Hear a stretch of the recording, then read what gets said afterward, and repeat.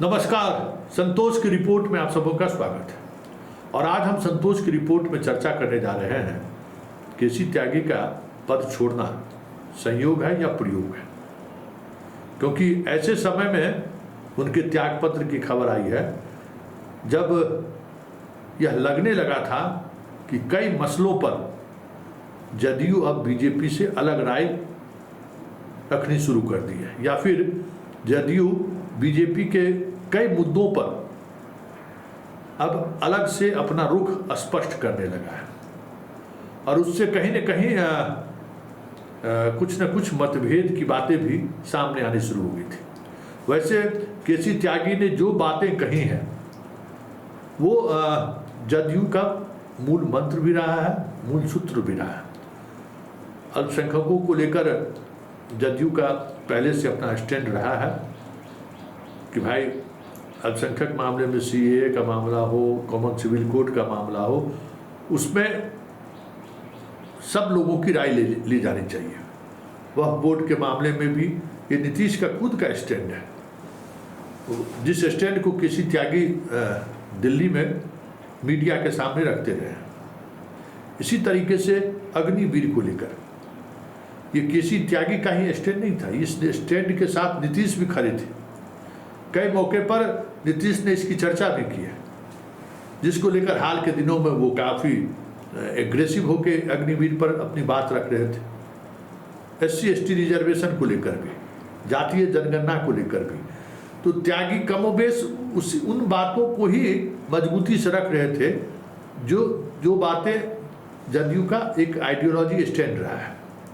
हाँ, फिलिस्तीन वाले इशू पर थोड़ा एग्रेसिव दिखे त्यागी। इजराइल और फिलिस्तीन के मसलों पर जिस तरीके से उन्होंने भारत सरकार को निशाना साधा और कहा कि इजराइल को हथियार सप्लाई नहीं करना चाहिए, फिलिस्तीन हमारा मित्र देश रहा है, उस बयान में थोड़ी अतिशयोक्ति देखने को मिली कि इंटरनेशनल मामले पर इस तरीके से त्यागी को स्टैंड नहीं लेना चाहिए, क्योंकि वो खुद सरकार में है। हालांकि सिर्फ यही वजह नहीं रही है।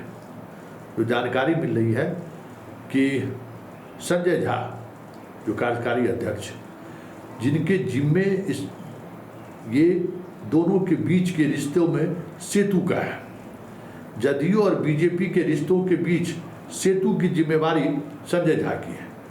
और उस जिम्मेवारी के निर्वहन को लेकर नीतीश कुमार की कुछ शर्तें हैं। बिहार में सीट का बंटवारा कैसे होगा, झारखंड में सीट का बंटवारा कैसे होगा, अन्य राज्यों में गठबंधन को लेकर क्या स्वरूप होगा, ये सारी जिम्मेवारी संजय झा को है। और संजय झा का मानना है कि कोई ऐसी बातें ना सामने आए जिससे लगे कि बीजेपी और जदयू में दूरियां बढ़ रही हैं। इससे जो निगोशिएशन प्रोसेस है, उस प्रोसेस में कहीं न कहीं बाधाएं खड़ी हो सकती हैं। इसलिए विवादास्पद मुद्दों पर हमें नहीं अपनी राय रखनी चाहिए। और संजय झा का वो तर्क हमें लगता है कि भारी पड़ा और नीतीश कुमार को अपने ही पार्टी के स्टैंड्स के विपरीत जाकर केसी त्यागी से इस्तीफा मांगना पड़ा है। अब देखिए कि इस इस्तीफा के बाद पार्टी के अंदर तो कोई ऐसी बात तो है नहीं जिन बातों को लेकर कोई विवाद होनी है। हालांकि वो पार्टी प्रवक्ता के तरफ से इस्तीफा दिया है, राजनीतिक सलाहकार वो अभी भी बने हुए हैं। और राजनीतिक सलाहकार के रूप में हमें नहीं लगता है कि मीडिया वाले उनके पास पहुंचे तो वो जवाब नहीं देंगे।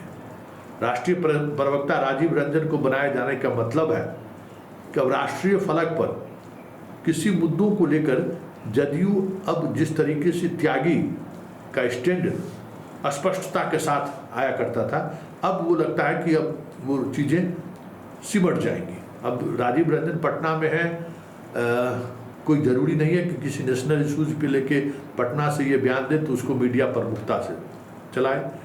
केसी त्यागी एक पर्सनालिटी भी है, दिल्ली के मीडिया में उनकी अपनी पकड़ भी है, एक लॉबी भी है, जिस लॉबी के सहारे उनकी खबरों को हर चैनल हो या हर अखबार हो प्रमुखता से लेता रहता है। तो उनके त्यागपत्र देने और राजीव रंजन के बनाए जाने का मतलब है कि फिलहाल जदयू विवादास्पद मुद्दों पर बयान देने से बचेगी। जो भी जदयू की आइडियोलॉजी है उस आइडियोलॉजी पर फिलहाल जदयू चुप्पी साधे रखेगी, चाहे वो मुसलमानों से जुड़ा हुआ मसला हो, चाहे हमें लगता है कि अब आने वाले समय में कुछ ऐसे मुद्दे हैं, क्योंकि वक्फ बोर्ड के मामले में तो राजीव रंजन ने तो पार्लियामेंट में समर्थन किया ही था, लेकिन खबर आया कि पार्लियामेंट में समर्थन की वजह से नीतीश कुमार खासे नाराज हुए, क्योंकि जो जदयू के मुस्लिम नेता हैं वो जाकर नीतीश कुमार से नाराजगी व्यक्त की और उस वजह से राजीव रंजन उर्फ ललन सिंह को फटकार भी लगी है। अब देखना ये होगा, ये काफ़ी महत्वपूर्ण बात होगी कि अब ये देखना होगा कि जो इस सिस्टम, जो प्रोसेस नीतीश की पार्टी में चलनी शुरू हुई है, क्योंकि हर ऐसे इशूज है जिस इशूज पर नीतीश को स्टैंड लेना होगा, क्योंकि बिहार की राजनीति को अगर उन्हें साधना है तो कुछ जो मुसलमानों का वोट उन्हें मिलता है वो वोट बना रहे 2025 के विधानसभा चुनाव में, इस वजह से उनको कई स्टैंड लेने पड़ेंगे। लेकिन त्यागी के हटाए जाने के बाद हमें लगता है कि थोड़ी कठिनाई होगी नीतीश कुमार। वो जो एक फेस के तौर पर त्यागी हर ऐसे मुद्दों पर मीडिया के सामने आकर बड़ी मजबूती से अपनी बात को रखते थे, अब लगता है कि इस तरीके की चीज़ें सामने आने के बाद थोड़ा सकते हैं कि कहीं पार्टी के अंदर भी इस बात को लेकर अब सहमे तौर पर बयान देने की कोशिश होगी। खैर, इस इस्तीफा का मतलब है कि नीतीश फिलहाल जदयू और बीजेपी के बीच कोई भी ऐसा विवादास्पद इशू न उठे जिससे ये एक इमेज बने कि जदयू पाला बदल भी सकता है या जदयू बीजेपी के साथ इस तरीके की दूरी भी बना सकती है। ऐसे तमाम मुद्दों से हमें लगता है अब जदयू परहेज करेगी। त्यागी के त्याग पत्र देने का यह संकेत अब उभर कर पूरी तौर पर सामने आ चुका है।